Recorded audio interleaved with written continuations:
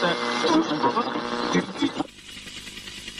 black helicopter crowd notion of tyranny's always lurking just around the corner. Conspiracy theory. They've been crazy, but now they're right. black helicopter crowd really is upset. The people are stupid and they're drunk. There'll be a revolution and they're going to lose. There are too many guns and too many people ready to fight them. I am a man of peace, but we have gangsters running this country. Criminals, gangsters. We're normal. We see total criminal takeover, the death of freedom. It is the most corrupt, degenerate, criminal government in American history. I'm trying to awaken people, but look at the morons around you. They're zombies.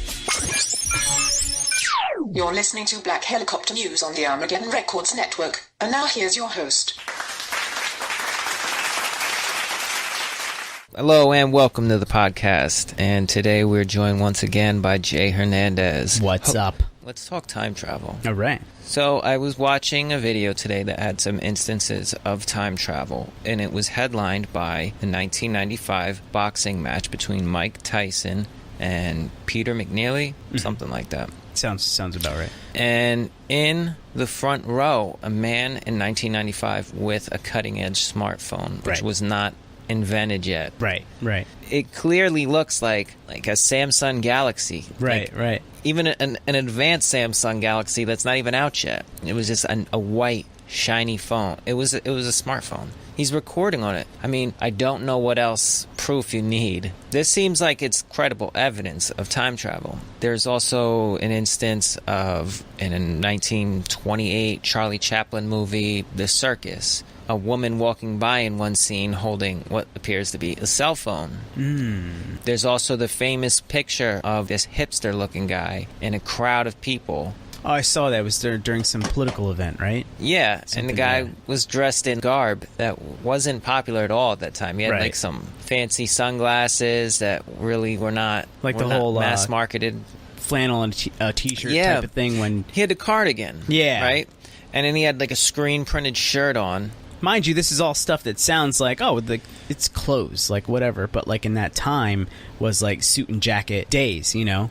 And the black kind of sunglasses like that, those hip Wayfarer kind of sunglasses, were not even mass-produced till like 1941. Screen-printed shirts like that. These kind of things were like really unheard of for that time and would have been very difficult to find, if even possible. And the picture, it really does look legit. I mean, I've heard criticism of the shadows, but I mean, I don't know what to say.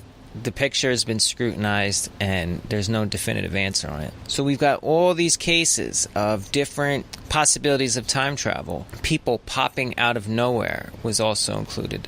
There was a video where a man's standing there and somebody's recording him, and all of a sudden, like a man on a bike pops out like directly behind him. And the way the camera's angled, you see all angles. So it's like this guy literally pops out of nowhere. They had the same thing with cars on a road turning. Like a car appears out of nowhere. Right. These were the things that were on this YouTube video I was watching. And just I may as well give you the few more examples. And then I want to get your take on time travel. Yeah. Okay, there was an instance where this guy's driving on a truck at night fast down a road, and somebody's crossing and intersecting with his path on a bike and is about to get hit. It's caught on camera. Something comes out from the other side and intersects and seems to push him out of the way, and all of a sudden it appears perpendicular 50 feet out of danger's way, and the guy makes sure he's all right, walks one direction, and they all go their separate ways. And it was like, this is giving me the chills. Like something intervened.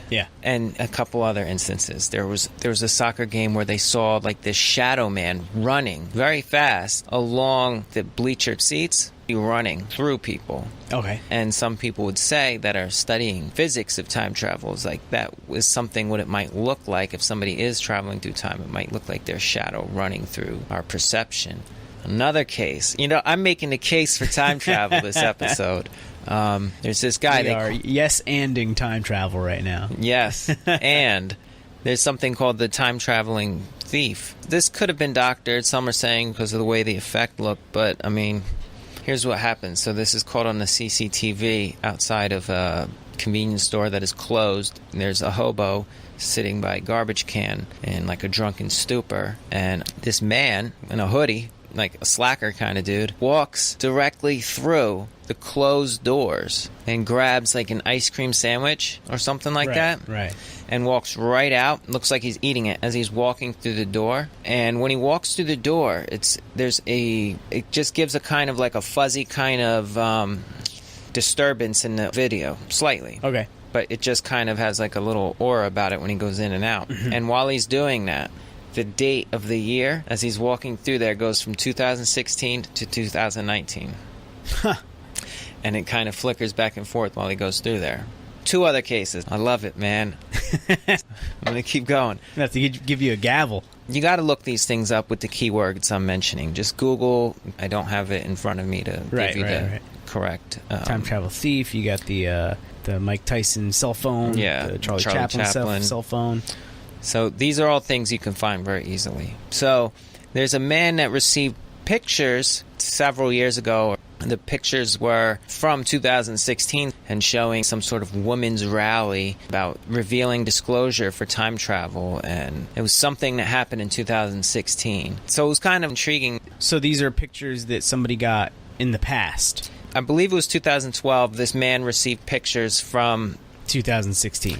Yeah. Okay.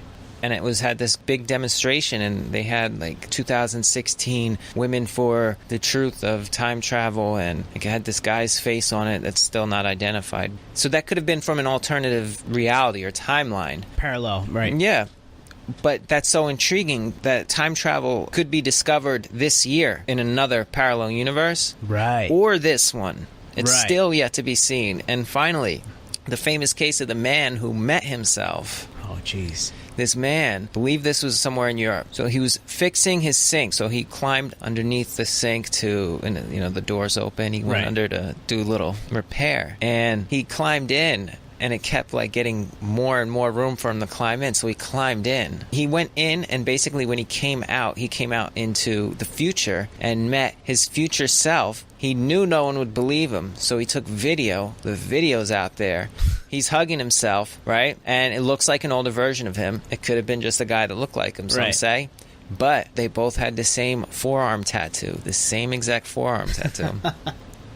This man met himself like 20-something years into the future. Yeah. And they had a great time. They talked about life, and then he went back in a sink, I believe, and crawled his ass back into the present day. Some being John Malkovich type stuff right there. So I know some of this stuff sounds like the ramblings of a madman, but that's what we're here for, to dissect this stuff on Black Helicopter News. That's right, man, because honestly, just Donald Trump running for president would sound like complete just craziness to people 50 years ago, 70 years ago, 100 years ago.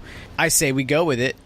And Donald Trump was predicted to be president in a past Simpsons episode. Oh. So another case of possible information from the future. Come on now. From The Simpsons, too. Yes. Because 9/11 was... It was also predicted by The Simpsons. Yeah. So now tell me that you don't believe in time travel. I don't think there's an argument against time travel, because there's just so much technology in our world, in our country alone. And then when you boil it all down to, physics and cells and just, electrons and things like that, you can look at our universe and the ether, whatever, quote unquote, that we travel within as just a fabric, just like a blanket. You can fold it in half, cut a hole that goes through basically 2 portions of a plane, but that intersect once it's bent in. So all you would need is something that could bend time and space, which sounds, of course, like really unattainable and a pretty lofty idea. But in the sense of it, space travel, I mean, your cell phone is pretty alien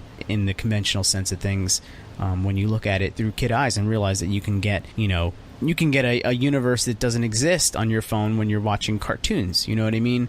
So it's like, I like to kind of accept these ideas in order to exercise my brain rather than remain ignorant and say, no, there's no way, because I don't see it. I can't go buy it or witness it myself. Therefore, it doesn't exist. Like, that's just stupid. Because we can travel forward in time. If we take off in a spaceship and leave the galaxy and come back, we'll only age something like maybe 10 years, let's say. Earth will have aged 40 years. Right. Something like that. There's a classic example. Right. Right. And in the same sense, not for nothing, but cars are pretty much like really arcane postmodern time machines. You know, they can get us 100 miles in less time than we'd ever be able to do, even on a horse or whatever. Like maybe on a horse, but let's say 1,000 miles, you know, across the country.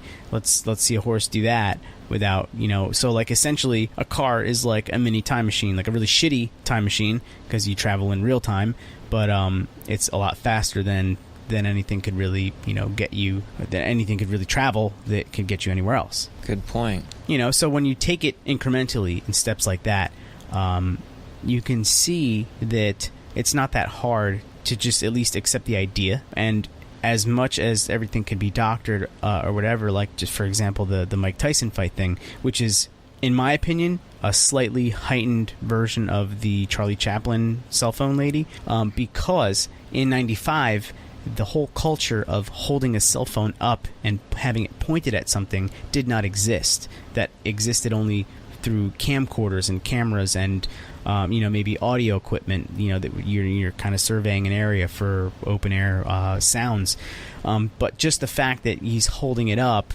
and pointing it at something that he has the foresight to know that, like, people are going to want to see this, or like, you know, I want to capture this moment or whatever it is. Like, that idea didn't exist then. There was no social media to post on. There was no, you know, there was email, but like that, even that was arcane and just hard to use. Yeah, and I would just hope for that Mike Tyson case that they could find out somebody that was standing next to that individual or behind him that would be able to verify whether or not that was a cell phone. Because if they can verify that, that would be the ultimate proof that we would need. But you can see clearly, though, in the picture that it is a smartphone. There was no other device during that time in 1995 that looked like a Samsung Galaxy 10. Right. And that was that small that could function at any high rate that you would need to hold it up to anything. You know, if anything, a camera, a movie camera. Remember those? Or even a camcorder was like the size of a bowling ball in those days. Amazing. I just wanted to touch on the fact that, you know, with the hipster, the actress, and the guy in the front row, it's just funny how all of those subjects will say, are all privileged in a sense. You know what I mean? The guy in the front row at a Mike Tyson fight, that was not a cheap ticket. You know, that's like something where somebody reached a level of exclusivity. You know, they got to that front row, which is VIP. The actress is on a set. You know, she was probably attractive. And then, you know, the hipsters at a political event, of course, he's there. You know, this all speaks to a culture of if there is time travel right now, it would only be in the hands of the elite and the entitled, and you know what I mean? I'm glad you mentioned that. That is true. They always keep the good technology for the elite because it always comes out initially at a high price. Exactly. Good one. Thank you for adding that on. Yeah. All right, folks, that's why you got to check out his podcast, Minds Podcast. Yeah. Stay woke, my friends.